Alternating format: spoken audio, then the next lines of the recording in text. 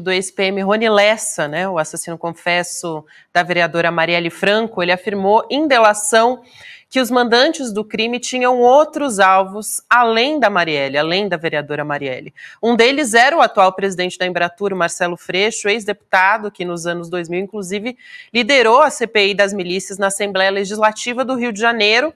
A Polícia Federal, inclusive, já confirmou que Lessa chegou a fazer pesquisas online sobre políticos ligados ao PSOL, além do Freixo, e ele também estava nessa lista.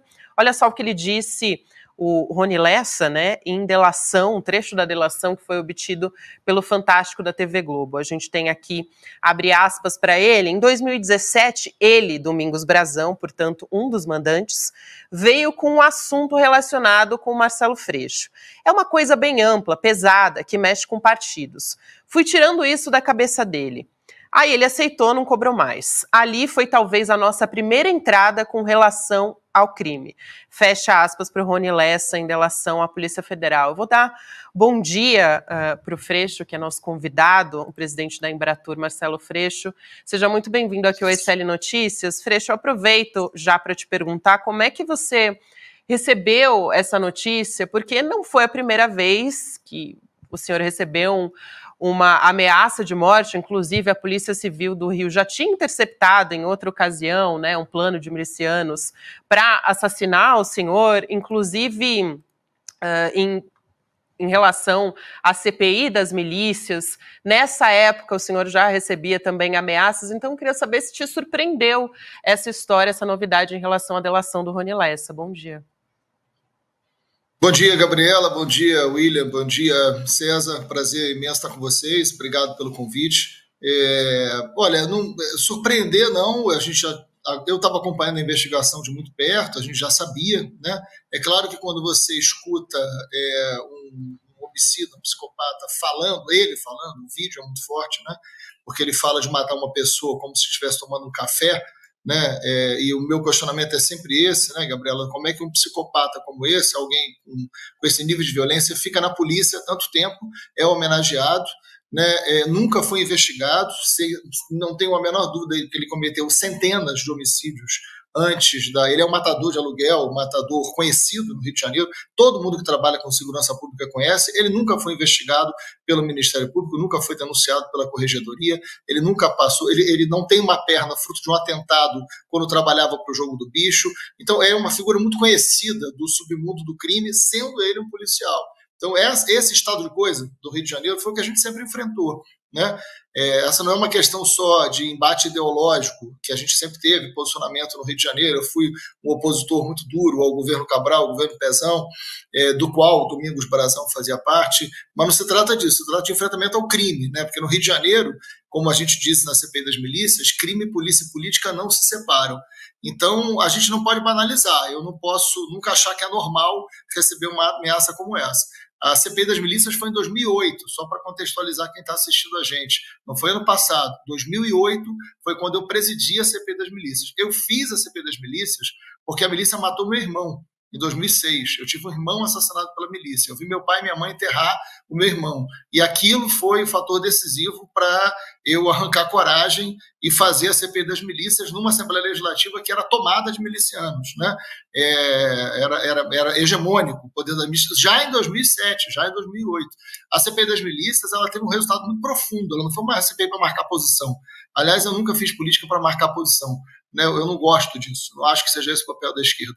Então, na CPI das milícias, a gente chegou a 240 prisões de líderes de milícia. Todos os líderes de milícia foram presos na CPI das milícias. Foi uma CPI que deu resultado, né? A gente desmontou, a gente desbaratou um crime organizado com todo o perfil de máfia, que lamentavelmente as propostas da CPI foram 58 propostas ao governo federal, estadual, municipal, porque a milícia é uma máfia, não será um único poder, muito menos só a polícia que vai derrotá-lo, é uma ação de Estado que você tem que ter, e a gente em 2008 apontou tudo que poderia acontecer no Rio de Janeiro e que está acontecendo, né? Se lá em 2008 fizesse o que a CPI estava indicando, a gente estava com Marielle do lado da gente nesse momento, né? A gente não teria o Rony Lessa dando essas declarações no Fantástico à noite. A gente já teria ele preso há muito tempo, ele, Adriano da Nóbrega. O Rio é um lugar que matador de aluguel funda um escritório chamado Escritório do Crime. né? Porque o Ministério Público não sabia que existia o escritório do crime, só eu sabia, né?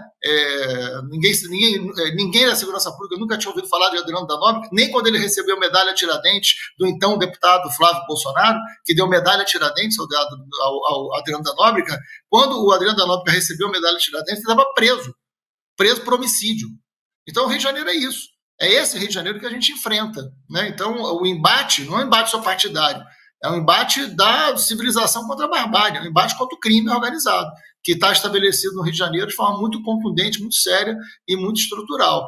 Então, desculpa o desabafo, mas eu sempre vou ouvir isso com perplexidade, por mais que eu saiba, desde 2008 que eu convivo com escolta, desde 2008 que eu ando com carro blindado, desde 2008 que eu tenho... Se eu não tivesse tomado esses cuidados, eu não estaria aqui, né?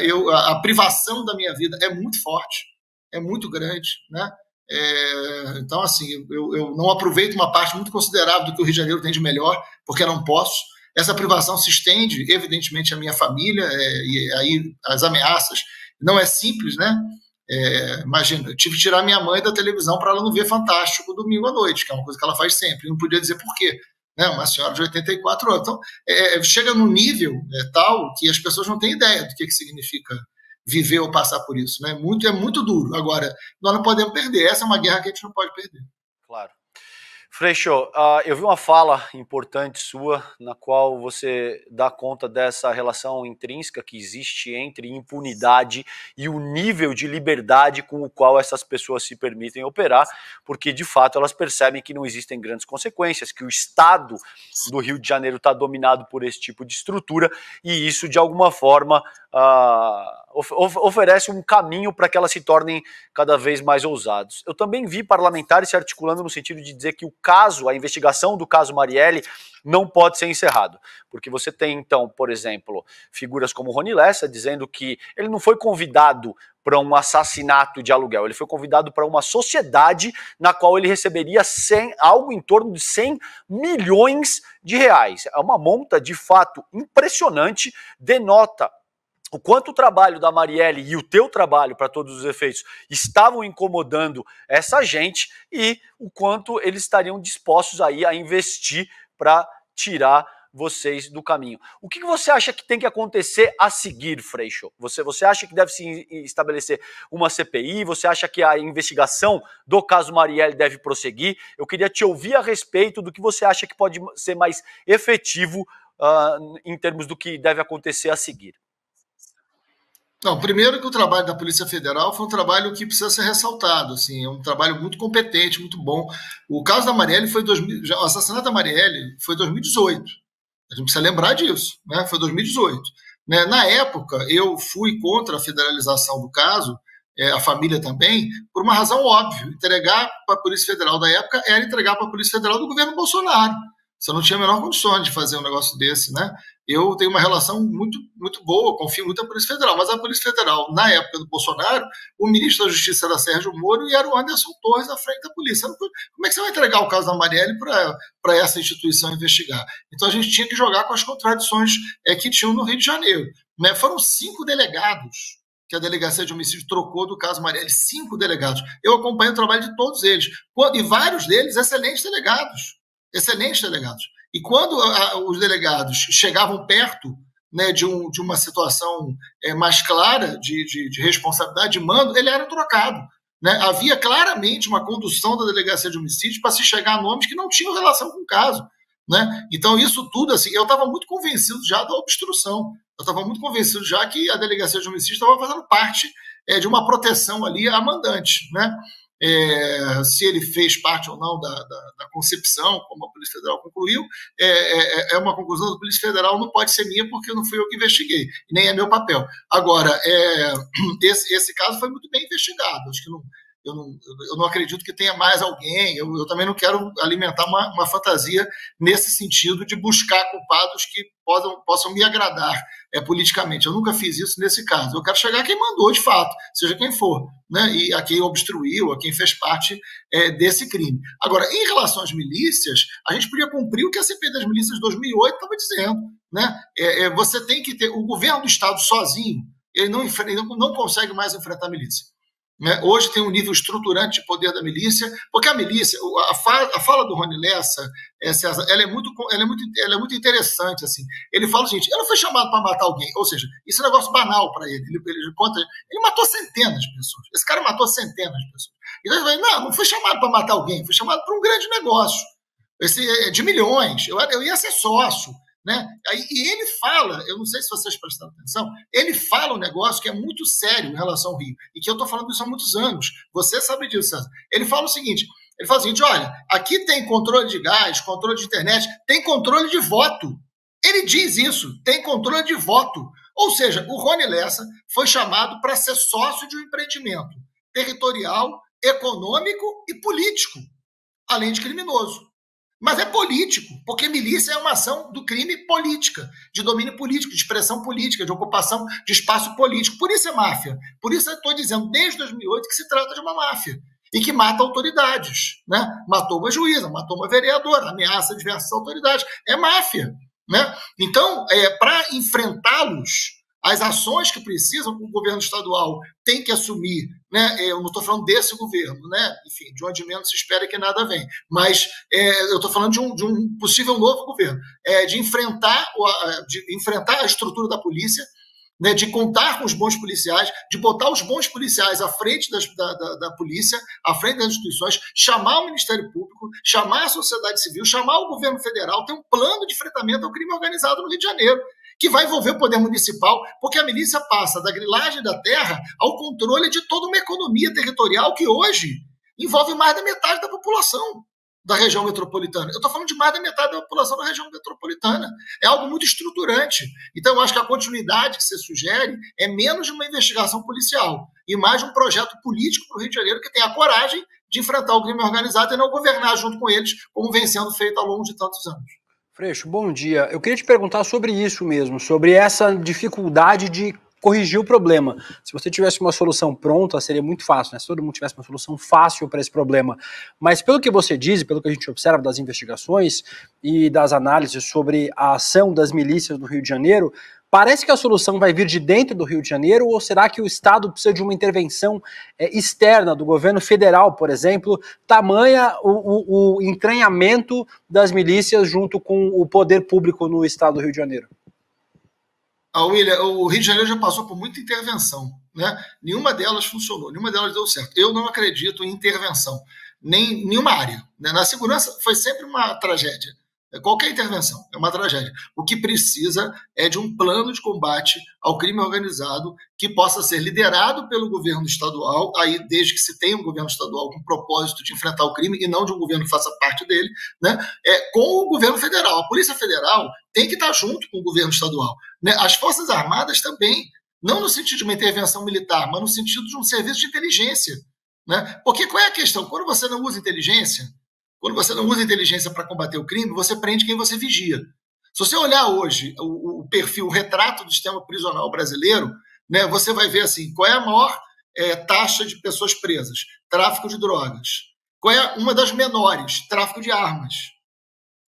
Por que tem essa contradição? Você prende muito por tráfico de drogas e não prende ninguém por tráfico de armas. Porque você prende quem você vigia. Você não prende quem você investiga porque você não investiga.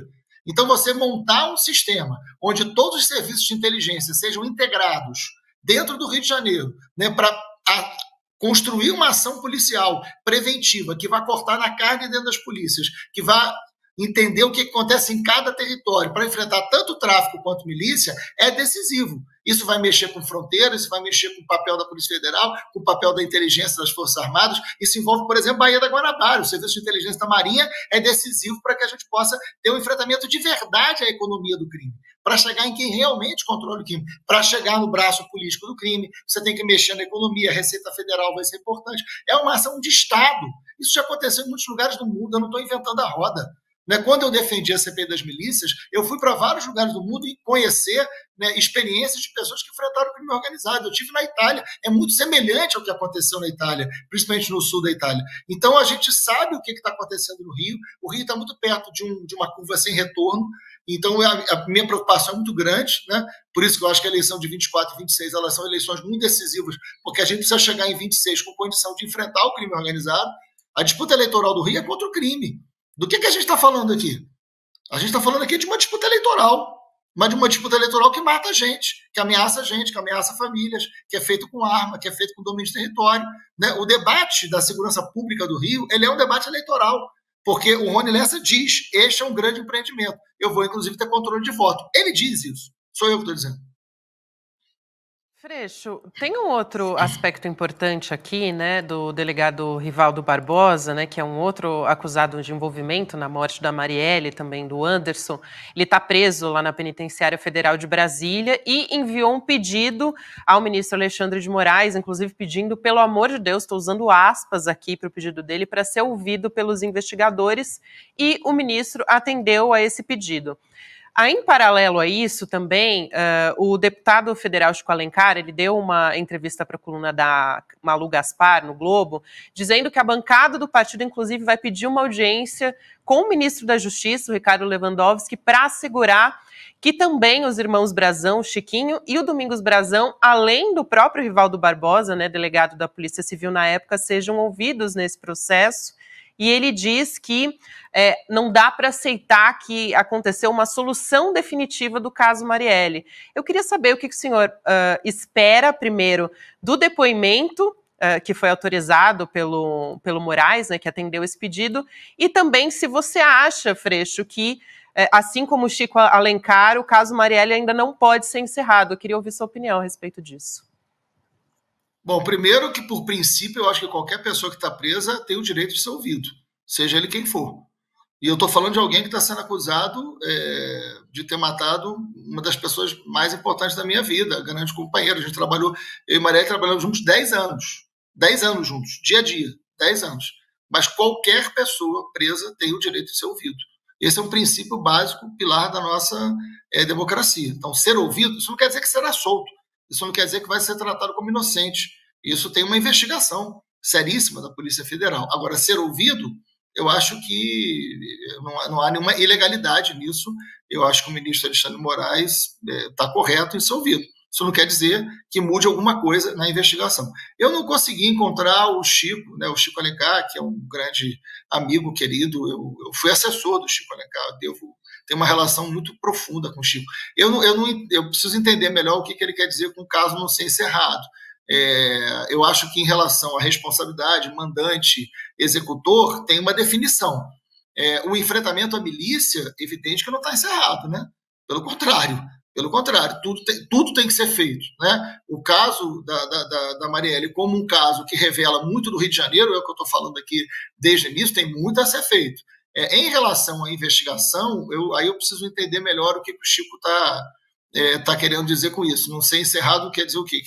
Que pensa que tem mais alguém que possa estar fazendo parte? Não é o que a Polícia Federal está dizendo, e eu preciso respeitar muito o trabalho feito pela Polícia Federal, porque, gente, assim, foi um trabalho muito difícil. Foram 5 anos, não foram 5 anos só de não investigação, foram 5 anos de destruição de provas. Foram 5 anos de destruição de provas. Essas pessoas, o William e César, que investigaram, eles não pegaram as câmeras de rua. E não chegaram ao carro clonado. Não chegaram ao Suel, não chegaram à Orelha. Figuras que sempre atuaram de forma criminosa ao lado do Lessa, que evidentemente deviam estar fazendo parte, nunca foram investigados. A Polícia Federal consegue fazer isso tudo em 1 ano. Agora, muitas provas foram destruídas ao longo desse tempo. Então, não é uma investigação simples, não é uma investigação fácil, um padrão normal de investigação, com situações normais de investigação. Não é. Nós teremos limites e dificuldades, mas mesmo assim eles chegaram à autoria, chegaram ao mandante. Então, nesse sentido, existe uma conclusão. Agora, que tem para ser feito, tem muita coisa para ser feita. O que ele disse foi o seguinte, Freixo, até para te situar, né, sobre essa história, ele disse que a conclusão do inquérito, segundo a avaliação dele, ele acredita que é um pouco precipitada porque os irmãos Brazão e o Rivaldo ainda não foram ouvidos. Então ele diz que a conclusão das apurações ainda é precipitada porque ele está defendendo que eles sejam ouvidos em busca de novas provas, se é que elas existem. Então aqui só para contextualizar qual que foi a fala aqui do deputado federal Chico Alencar, que é seu colega, enfim, parlamentar. O princípio de defesa a gente tem que defender sempre, né, gente? Todos nós, né? O princípio do amplo do direito de defesa é um princípio que nós, que defendemos a democracia, temos que defender sempre. Tem que existir para qualquer um. para qualquer um. Isso é um princípio básico, um pilar nosso de valor, né? Tem que existir. Agora, se é por isso, ok. Agora, a gente precisa tomar cuidado, porque como foi uma investigação muito sensível, muito delicada, a gente precisa tomar cuidado também com o que fala para daqui a pouco não fragilizar a investigação ou tentar, sem querer, fragilizar a investigação da Polícia Federal, que foi muito bem feita e que teve muita dificuldade para ser feita. Não, perfeito. Acho que esse teu ponto é central, de fato é um cuidado que tem que ser tomado. Me parece, Freixo, eu estou tentando interpretar a questão aqui, tá? Me parece que, na medida em que você tem 100 milhões de reais investidos para o assassinato de uma vereadora, na medida em que você tem, por exemplo, o Rivaldo agora mandando um bilhete pedindo, pelo amor de Deus, para ser ouvido pelo Alexandre de Moraes. Suponho eu que existam outros partícipes e que a questão seja mais profunda, pelo menos essa é a suposição de quem está pedindo que a investigação não seja encerrada, do que o Chiquinho e do que os irmãos Brazão. Porque na medida que você tem 100 milhões de reais por trás disso, você tem toda a estrutura, por exemplo, que foi organizada no sentido de, como você muito bem salientou, de não deixar a investigação avançar por anos e anos, por 5 anos quase, né? Aí depois a coisa de fato avançou um pouco avançou efetivamente, perdão, quando muda o governo. Me parece que não são só os irmãos Brazão. A gente viu o esforço que parlamentares fizeram no Congresso Nacional no sentido de tentar livrar o Brazão agora, recentemente. Isso não faz o quê? 6 meses, 3, acho que menos até, né? Então, a premissa elementar que está suposta aí, como eu vejo, queria te ouvir a respeito, é de que talvez o próprio assassinato da Marielle tenham outros participantes que não estão contemplados nessa ocasião. Não sei o que você acha disso, se você discorda disso, queria te ouvir o que parece isso. A gente precisa tomar um pouco de cuidado, porque senão a gente pode fantasiar demais as coisas também e levar o caso da Marielle para o lugar de uma disputa política onde a gente quer estar, e não necessariamente onde as provas indicam que a gente efetivamente está, né? A investigação foi muito bem feita. Quem conhece o Rio de Janeiro sabe que você não precisa mais do que você tem ali para que isso tudo aconteça, né? O Rony Lessa pode ter matado 300 pessoas? Houve um grande mandante, houve uma grande motivação para isso? Não. É um matador de aluguel. Quantas pessoas? Eu posso te citar aqui dezenas de homicídios que nunca foram investigados, homicídios que foram filmados, né? Quem assistiu o documentário lá, Vale o Escrito, pode entender melhor o que eu estou dizendo, né? Então, assim, às vezes você não precisa ter um plano mirabolante para que coisas absurdas aconteçam no Rio de Janeiro. O absurdo é cotidiano. O absurdo acontece sempre, né? Nós, na CPI das milícias, só para você ter uma ideia, César, nós interrogávamos as pessoas. Muitos que nós interrogamos morreram na semana seguinte ao interrogatório. A gente interrogava, a pessoa morria. A gente interrogava, a pessoa morria. Então, isso aconteceu com vários que foram interrogados pela CPI. E as pessoas morreram em seguida. Então, o Rio de Janeiro tem uma complexidade muito grande, que às vezes não precisa chegar no lugar que a gente quer que chegue. Ele é assim, né? Os irmãos Brazão não são pouca coisa. Eu estou falando de um membro do Tribunal de Contas do Estado e um vereador que virou deputado federal. E assim, a milícia envolve muito dinheiro. Quando você fala 100 milhões, você tem ideia do que significa você controlar toda a venda de gás, você controlar toda a internet, você controlar todo o transporte alternativo. Você está falando de uma economia inteira de uma região. Eu não estou falando. A milícia não toma conta de favela, não. A milícia toma conta de bairros inteiros. Eu estou falando da metade da população do Rio de Janeiro que vive sob o domínio ou do tráfico ou da milícia. Mais da metade hoje está em 65% da região metropolitana. Eu estou falando de muita gente. Todo o gás vendido, toda a internet paga, todo o transporte alternativo. Isso é muito dinheiro. Isso é muito dinheiro, né? Eu estou falando de uma máfia muito lucrativa. Então, às vezes, você não precisa ter uma determinada figura A, B ou C da política para justificar tamanha barbárie e violência, porque a economia do crime do Rio é essa, né? E eu confio na Polícia Federal. Se a Polícia Federal está me dizendo que investigou e chegou nesse lugar, não me cabe ficar dizendo, não, mas será que não tem mais alguém? A Polícia Federal está me dizendo que não.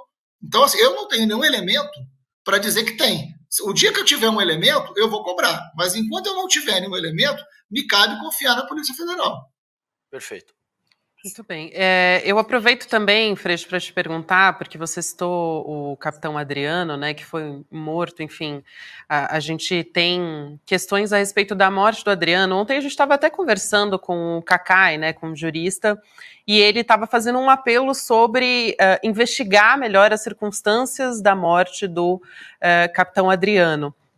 Eu queria te perguntar a sua opinião a respeito disso, né? Porque ele foi morto numa operação, inclusive, da polícia na Bahia. Ele estava foragido, né? Inclusive, tem várias questões a respeito disso. Não necessariamente relacionando a morte da Marielle, né? Mas estou falando aqui em relação às milícias do Rio de Janeiro e pela experiência que você tem em investigação das milícias em 2008. O que você acha a respeito das investigações da morte do capitão Adriano, Freixo? Olha, o Adriano, ele foi um policial do BOP, né? Ele é expulso da polícia. O Adriano, ele é expulso da polícia por relações com o jogo do bicho.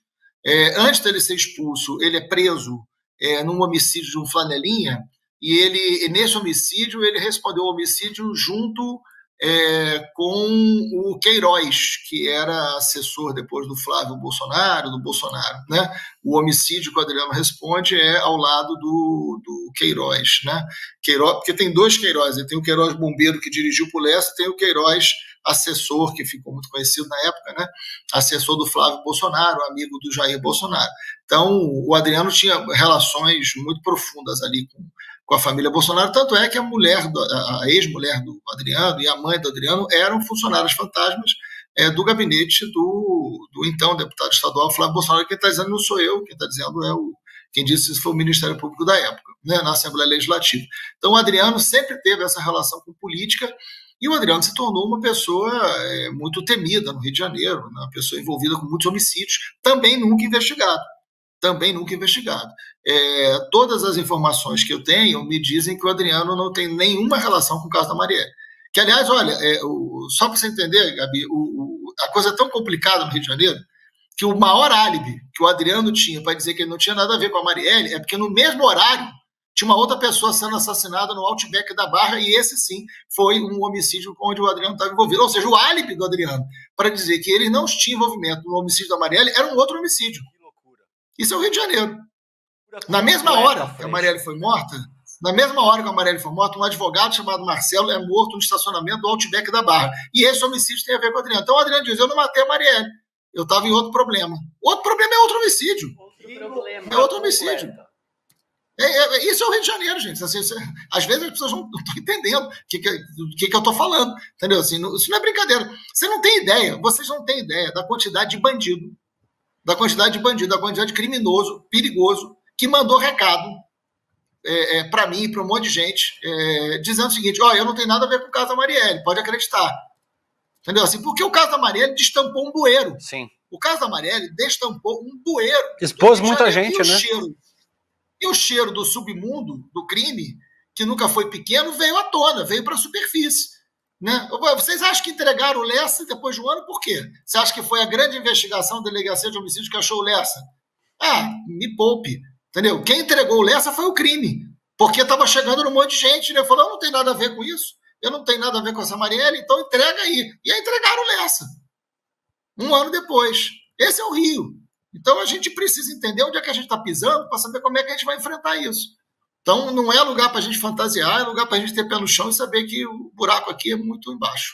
Sem dúvida, Freixo. Quero muito te agradecer aqui pela sua participação e também solidarizar, né? Mais uma vez, sei que o senhor já recebeu outras ameaças, enfim, não é a primeira vez que isso acontece, mas de qualquer forma é um horror, né? Isso acontecer mais uma vez. Então, esse caso vindo à tona mais uma vez, quero deixar nossa solidariedade aqui também. E obrigada mais uma vez por aceitar nosso convite. Sempre um prazer receber o senhor aqui, Marcelo Freixo. Seja sempre muito bem-vindo aqui ao ICL. Obrigado, Gabriela. Obrigado pelas palavras, pelo sentimento. Obrigado, William. Obrigado a César. Eu estou à disposição de vocês sempre. Parabéns pelo programa. Obrigado.